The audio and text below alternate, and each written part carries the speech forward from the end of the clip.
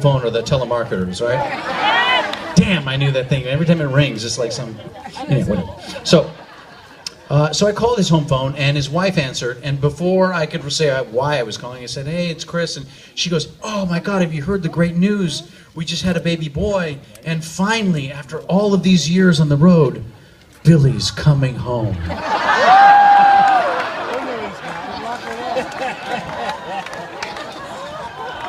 No, don't worry. Do you think I took the truth to be the reality? No.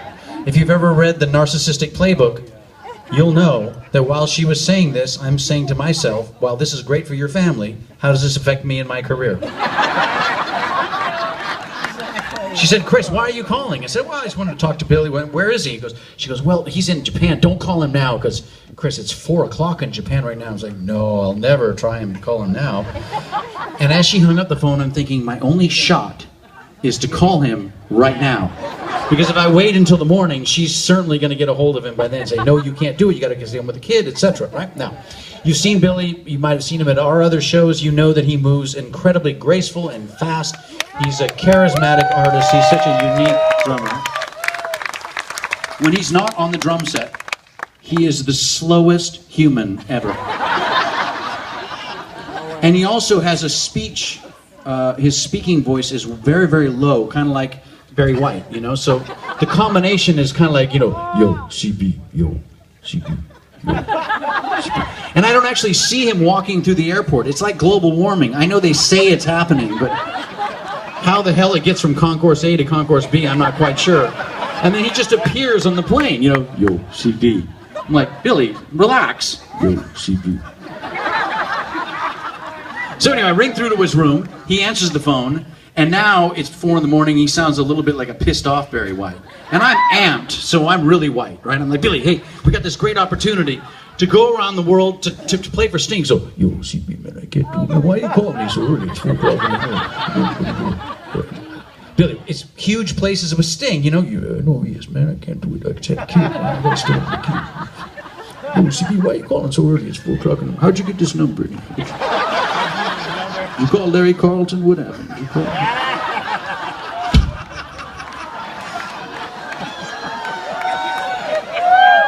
Anyhow, then there's a ding-dong at the door. Now, they don't just go ding-dong in Japan, right? In Japan, there's a very distinctive buzzer sounding at any of the hotel room doors, and Billy goes, hold on a second. And then I hear him, you know, put a robe on and go to the door, shuffle, shuffle. And he opens up the door, and then I hear 2 people speaking in absolute fluent Japanese. I am so frickin' confused.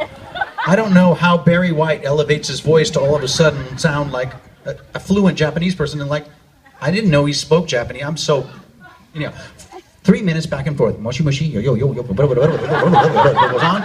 Hey, hey, hey. And then back to the phone, I can hear him, and he goes, well, where were we?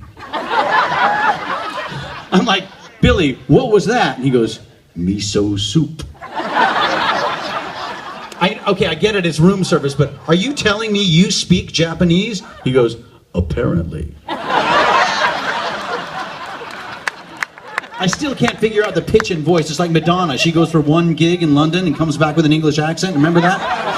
He's somehow able to, like, you know. He absolutely does speak fluent Japanese. And somehow he just wanted to go back to that room service. And he goes, okay, CB, I'll be there. Click. Hung up. I didn't even say where we were going. Somehow we got a hold of him, and he's turned up in Miami, and that first night we opened for Sting, Sting came up to me and said, that is the most badass drummer I've ever heard in my life. Rodney Strong, let's hear it for the incredible Mr. Billy Kilson. Billy Kilson!